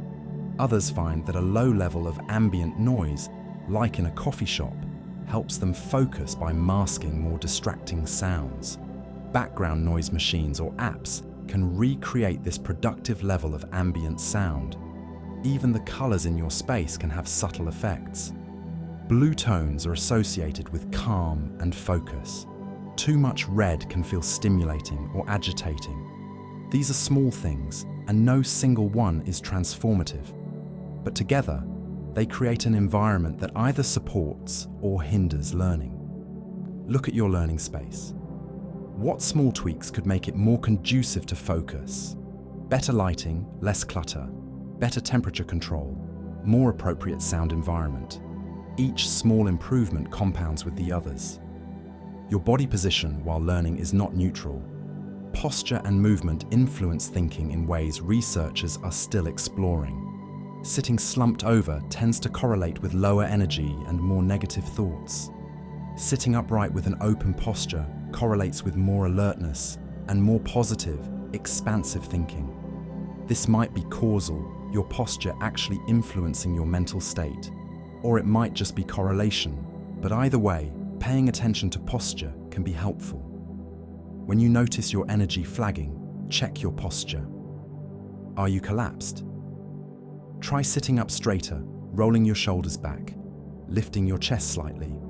See if your mental state shifts even a little. Movement, even small movements, also helps. Fidgeting, adjusting position, stretching briefly, these keep blood flowing and prevent the mental staleness that comes from being completely still for too long. You don't need to be rigid, but you also don't want to be collapsed. Find a posture that's upright but comfortable, and allow yourself small movements. Your body position is part of your cognitive state, not separate from it. Some people find that standing, when used wisely, can help with alertness and focus during certain tasks. Standing desks have become popular partly because standing is more metabolically active than sitting. You burn slightly more energy, your muscles are engaged, and for some people, this creates a sense of alertness that supports focus. However, standing all day can be fatiguing, and it's not better for all tasks. Complex, sustained thinking sometimes benefits from the relaxation of sitting, but for certain activities, reading through notes, reviewing material, working through practice problems, standing can provide just enough physical engagement to keep your mind sharp. The key phrase is when used wisely. Don't force yourself to stand if it's uncomfortable or if you find it distracting, but experiment with it. Try standing for part of a learning session, especially during portions where you tend to lose focus. See if the change in position helps. Alternating between sitting and standing throughout a long learning session can keep both your body and mind more engaged than staying in one position the entire time. Now here's something that might seem contradictory. Mind wandering can aid creativity and problem solving, even though it seems like the opposite of focused learning. When you're working on a difficult problem and you hit a wall, sometimes the best thing you can do is step away and let your mind wander. Take a walk, take a shower, do something repetitive that doesn't require much attention. During these periods of diffuse thinking, your mind continues processing in the background. Connections form unconsciously. Solutions emerge seemingly from nowhere. This is why insights often come when you're not actively trying to solve the problem. Mind wandering is not helpful during focused learning sessions when you're trying to encode new information or practice a specific skill. But it's valuable during breaks, and it's valuable when you're stuck. It's part of the creative process. So don't feel guilty about letting your mind drift sometimes. Build in time for it. After an intense focus session, allow some wandering time. Your brain is still working, just in a different mode. The key is knowing when to focus tightly and when to let go and wander. Both modes are valuable. Learning requires both. Here's a small, odd finding. Chewing gum and alertness seem to be connected. Multiple studies have found that chewing gum can slightly improve alertness, attention, and even performance on certain cognitive tasks. The mechanism isn't entirely clear. It might be that the rhythmic motion increases blood flow to the brain. It might be that it provides just enough stimulation to keep you from drifting into drowsiness. The effects are modest, not dramatic, but they're real enough to be measured. This doesn't mean you should chew gum constantly while learning. But if you're struggling to stay alert during a particular session, especially during a time of day when you tend to feel drowsy, chewing gum might provide a small boost. It's a minor optimization, and it won't work for everyone, but it's easy enough to try. Like many of these micro-optimizations, it's not transformative on its own, but combined with other supportive conditions, it can contribute to a state where learning happens more easily. Temperature again, but specifically, cold and mental performance have an interesting relationship. Being slightly cool, as we mentioned earlier, tends to support alertness. But what about deliberately using cold to boost performance? Brief exposure to cold, like splashing cold water on your face or taking a cold shower, can provide a jolt of alertness through the shock of the sensation and the activation of your sympathetic nervous system. This is the same system involved in the fight or flight response. A burst of cold can wake you up, sharpen your focus, give you a temporary boost in energy and attention. This is useful for moments when you need to snap into focus, when you're feeling foggy and need to be alert quickly. However, prolonged cold becomes a distraction. You can't learn effectively if you're shivering or uncomfortable. So the strategy here is brief, strategic use. Before a learning session, if you're feeling sluggish, a quick cold stimulus might help. During the session, maintain a comfortable, slightly cool temperature. Use the shock of cold as a tool to shift your state, not as a constant condition. Just as with all these micro-optimizations, it's about understanding the tool and using it at the right moment in the right way. These environmental factors, these micro-optimizations of light and temperature and posture and state, they're not the main event. They won't make you a great learner on their own, but they can make the difference between learning that feels effortful and learning that feels smooth. They remove friction. They support the conditions where focus comes more naturally, where attention is easier to sustain, where your brain can work at its best. Think of them as tuning your instrument before playing. The music comes from practice and skill, but a well-tuned instrument makes everything easier and sounds better. Similarly, a well-optimized environment makes learning easier and more effective. You don't need to optimize everything perfectly. That becomes its own form of distraction, endlessly adjusting conditions instead of actually learning. But pay attention to the basics: good lighting, comfortable temperature, clean space, appropriate sound levels, decent posture, strategic use of movement and breaks. Notice what helps you focus and what distracts you. Everyone is slightly different. Your optimal environment might not match someone else's. Learn what works for your brain, your body, your particular rhythms and preferences. Then create those conditions as consistently as you can. Over time, the environment itself becomes a cue, a signal to your brain that it's time to focus and learn. The familiarity of the space, combined with the optimized conditions, creates a context where learning happens more readily. Let these small environmental wisdoms settle into your awareness. Notice the subtle factors in your own learning space. Consider the small changes that might support you better. And know that creating good conditions for learning is itself an act of care, a way of supporting yourself in the important work of growth and development. Rest easy, knowing that these details, attended to gently and without perfectionism, can make your learning journey smoother and more pleasant. Let's explore now some specialized approaches to learning techniques and experiences that can enhance cognition in unexpected ways. Settle deeply and let your mind wander through these intriguing pathways to better thinking and understanding. There's something remarkable about the mind's ability to learn through imagination alone. Visualization can substitute some practice, not all of it, but more than you might think. Athletes have known this for decades. A basketball player visualizing free throws, seeing the ball leave their hands and arc perfectly through the net, actually activates many of the same neural pathways as physically shooting free throws. This mental rehearsal strengthens the motor programs, refines technique, builds confidence. The same principle applies to other skills. A musician can practice mentally, hearing the music and feeling their fingers move.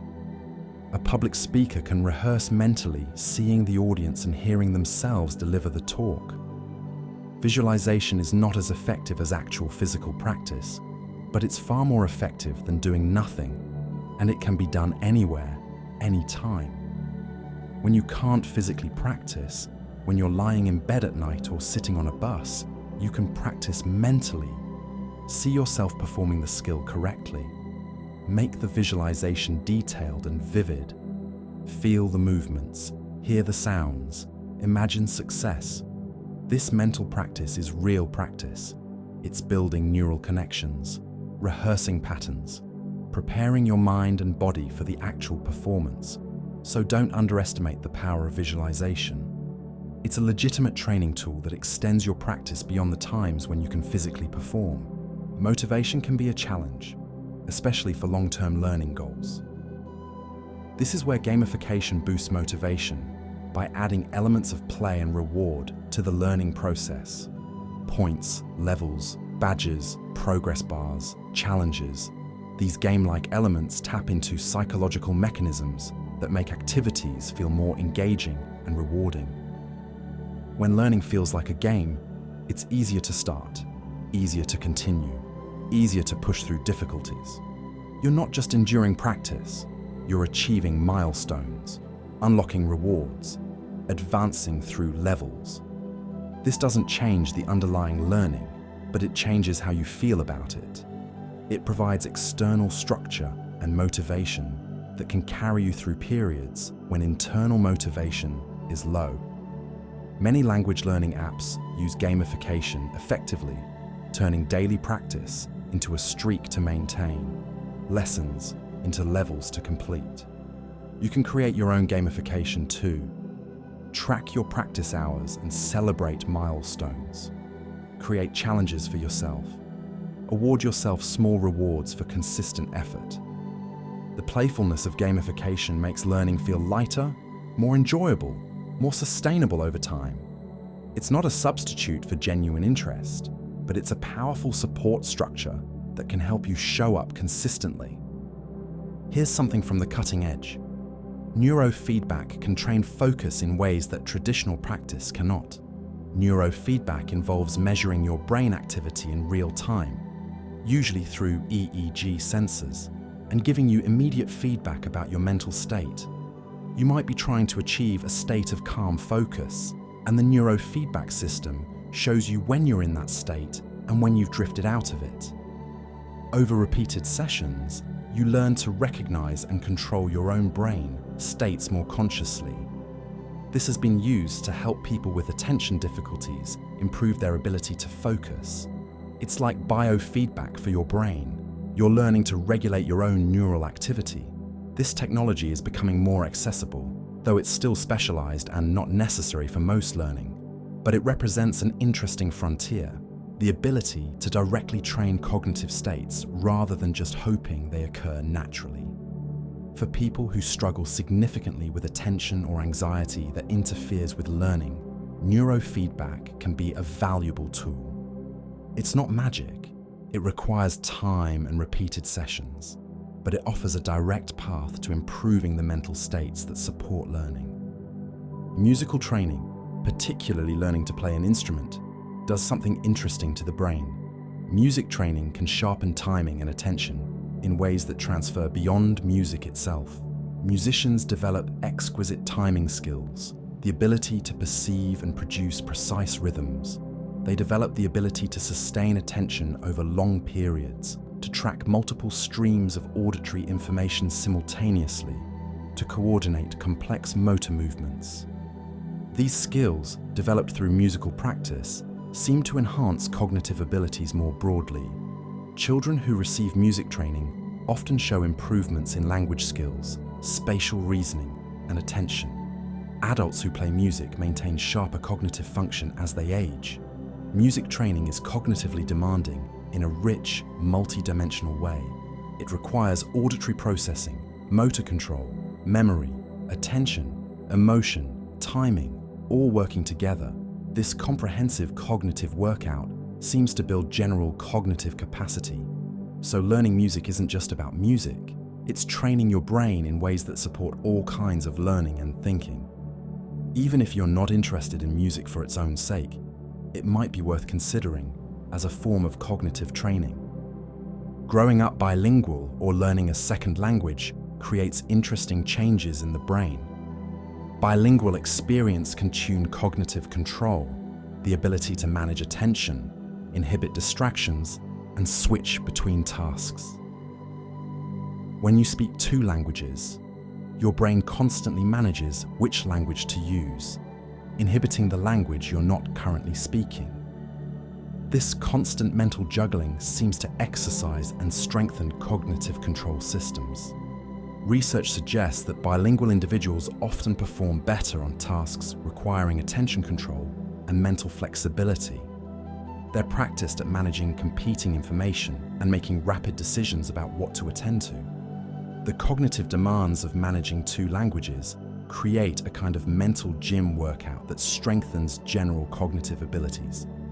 Learning a second language, even later in life, can provide some of these benefits. It's demanding, requiring attention, memory, pattern recognition, and flexible thinking.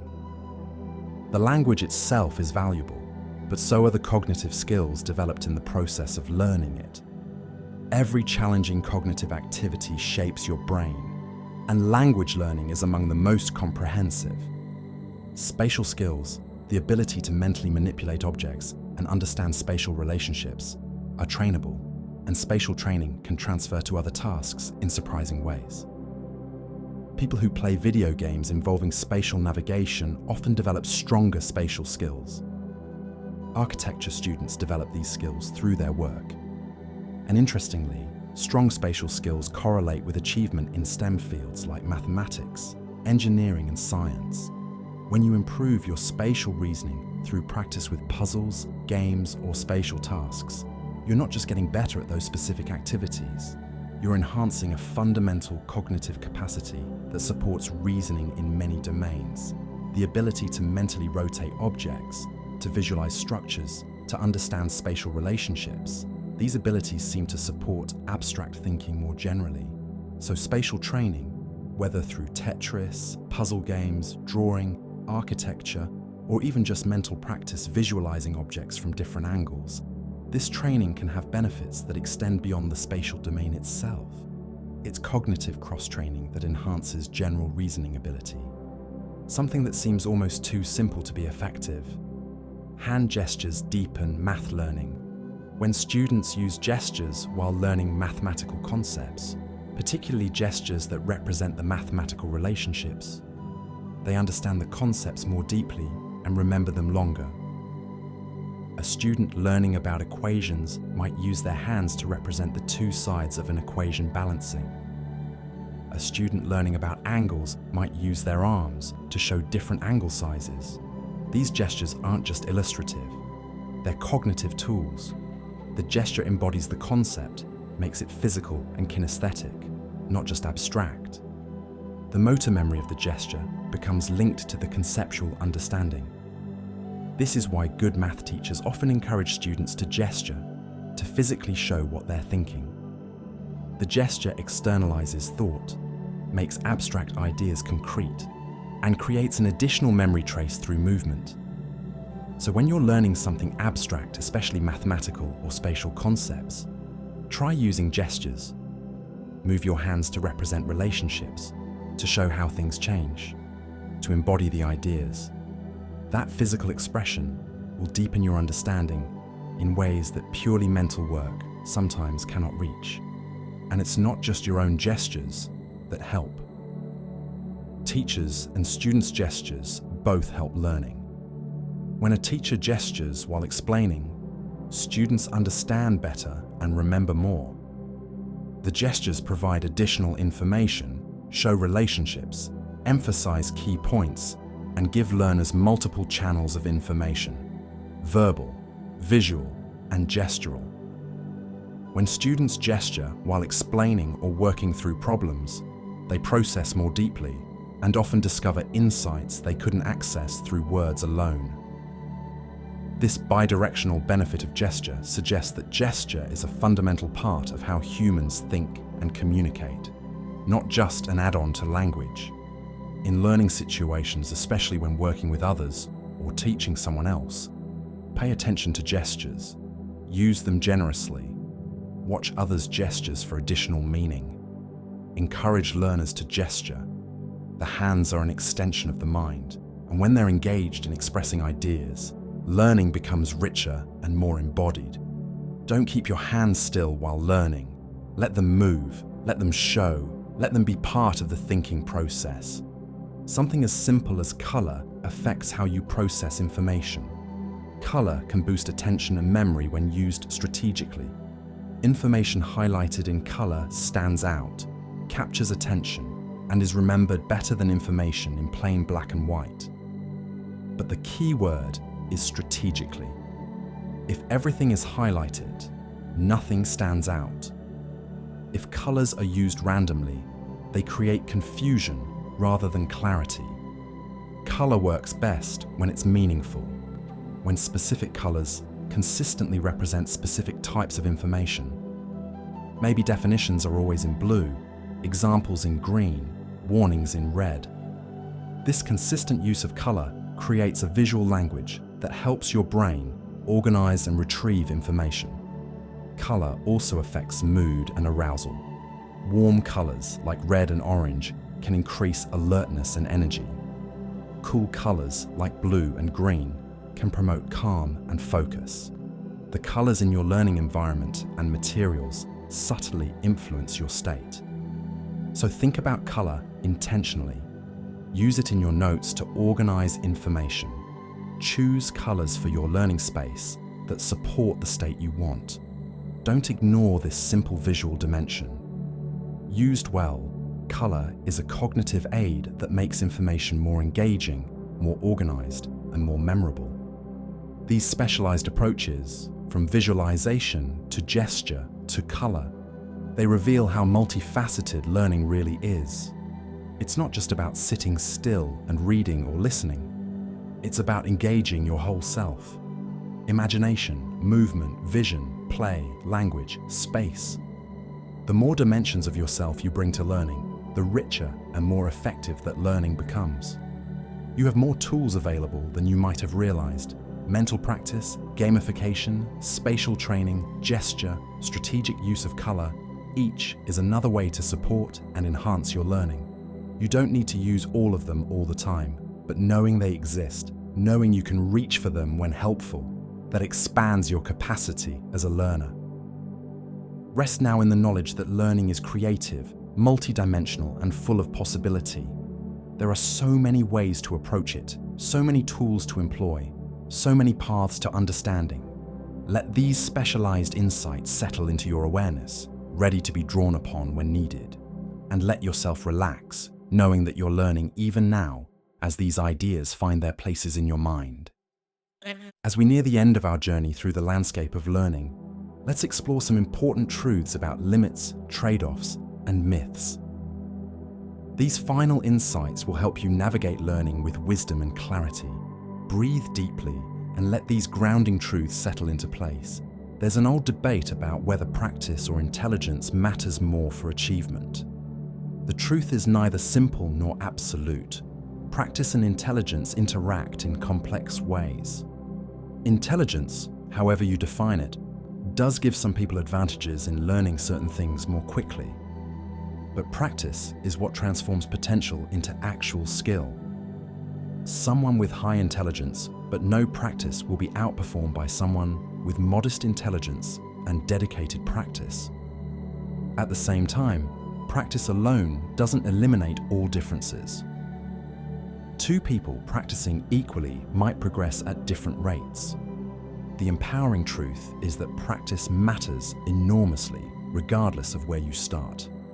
Your starting point doesn't determine your ending point.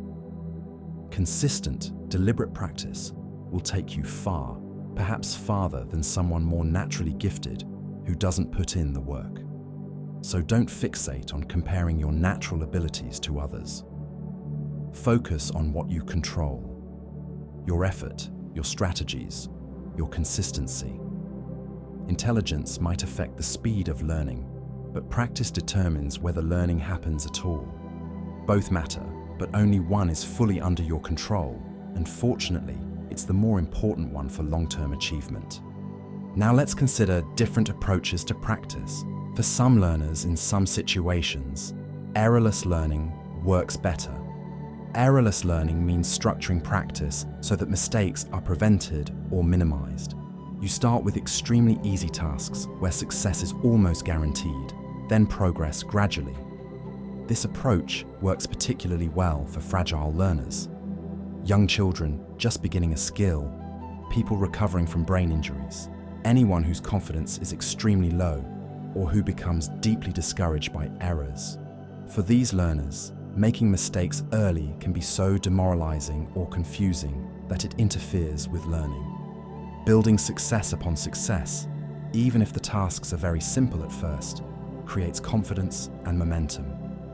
The learning might seem slower initially, but it's more sustainable for someone who would otherwise give up. So errorless learning has its place. It's not the best approach for everyone or every situation, but for fragile learners who need confidence and clear success, it can be the kindest and most effective path forward. Meeting learners where they are, providing the support they need to experience success. This sometimes means protecting them from errors until they're stronger. But for most learners, most of the time, trial and error is better for flexible mastery. Making mistakes, encountering problems, struggling with difficulties, this creates deeper, more flexible learning than errorless progression. When you make errors and correct them, you learn not just what to do, but what doesn't work and why. You develop troubleshooting skills. You learn to adapt when things don't go as expected. Your knowledge becomes robust rather than fragile. Students who learn through trial and error, who are allowed to struggle productively with challenges, end up with more transferable skills than students who are guided through errorless success. This doesn't mean overwhelming people with difficulty. It means appropriate challenge, where errors are possible, but learning is supported. The struggle is productive, not destructive. So for most learning situations, embrace the messiness of trial and error. Let yourself make mistakes, work through problems, figure things out. That process, though less smooth than errorless learning, produces stronger, more flexible, more lasting mastery. The choice between these approaches depends on the learner's state and needs. Fragile learners need errorless support. Confident learners benefit from productive struggle. Here's a trap that catches many learners. Overconfidence leads to bad study choices. When you've read something and it feels familiar, you think you know it. When you've practiced something once and it goes well, you think you've mastered it. This feeling of knowing, this sense of mastery, it's often illusory. Psychologists call it the fluency illusion. Information feels easy when you're looking at it, so you assume you'd be able to recall it without looking. But recognition and recall are different. You might recognize something easily but be unable to produce it from memory.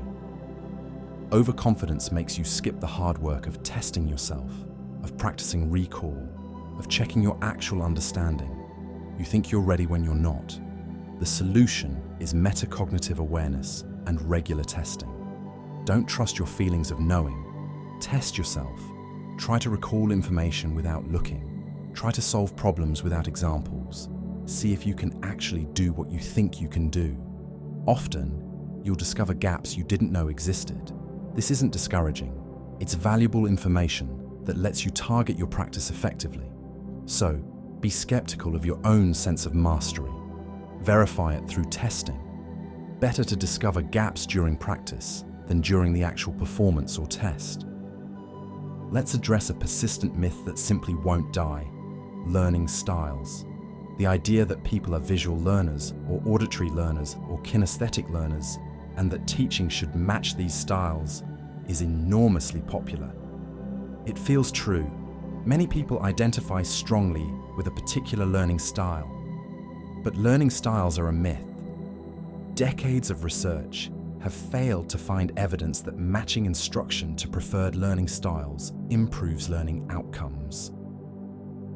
What does matter is matching the format to the content. Visual information like diagrams should be presented visually. Procedures that involve movement should include physical practice. But this is about the material, not about the learner's preferred style. A person who identifies as a visual learner doesn't actually learn better when everything is presented visually. They learn better when the teaching method matches what's being taught. The learning styles myth is harmful because it limits learners. It makes people think they can't learn certain ways, or that they need special accommodations that don't actually help. It wastes time and energy trying to diagnose and match styles when that effort could go into effective learning strategies that work for everyone. Instead of focusing on style labels, use strategies that are proven effective. Use strategies, not style labels. Test yourself regardless of whether you think you're a visual learner. Space your practice, regardless of your supposed learning style. Engage actively with material. Use multiple representations. Practice retrieval. These strategies work for everyone. They're based on how human memory and cognition actually function, not on unvalidated categories. You're not limited to one way of learning. You're capable of learning through multiple modalities. And in fact, using multiple modalities makes learning stronger. So let go of learning style labels if you've been holding onto them. Don't let them constrain you or excuse you from effective strategies that feel less comfortable. The most effective learning strategies are often the ones that require more effort, that feel less comfortable, that push you out of your preferred patterns. That discomfort is often a sign that real learning is happening. Embrace varied approaches. Build a flexible toolkit of strategies. That's far more valuable than knowing your supposed learning style. Let's return to a principle we touched on earlier, but it's important enough to emphasize again. Spacing beats cramming even for grades, even in the short term. Students often cram before exams because it feels efficient. You review everything intensely right before the test, and the information is fresh in your mind. For some tests, especially those that only require surface-level recall of recently reviewed material, cramming can produce acceptable results. But even for grades, even for passing tests, spaced practice produces better outcomes on average. Information learned through spacing is more retrievable under pressure. It's more flexible, more applicable to varied question formats. And crucially, it's remembered long after the test. Cramming might help you pass tomorrow's exam, but you'll forget everything within days or weeks. Spaced practice helps you pass the exam and remember the material for the next course, for cumulative finals, for professional applications, for life. If you care about actually knowing things, not just temporarily holding information, spacing isn't optional. And even if you only care about grades, spacing still wins. It's more reliable, less stressful, and more effective. The only advantage of cramming is that it feels like you're working hard and covering a lot of material quickly. But that feeling of productivity doesn't translate to actual learning. Space your practice. Start early, review regularly. Your grades and your learning will both improve. These truths about limits and trade-offs, they're grounding. They help you see learning clearly, without myths or false promises. Learning is neither magical nor impossible. It's a natural human capacity that follows certain principles. Intelligence and practice both matter, but practice is what you control. Different learners need different amounts of support. Confidence must be checked against actual performance. Learning styles don't exist, but effective strategies do. Spacing beats cramming. These aren't exciting revelations, but they're solid ground to stand on. They're truths you can rely on as you navigate your own learning journey. When you encounter promises that seem too good to be true, quick fixes, magic methods, return to these fundamentals. Learning requires time, effort, and effective strategies.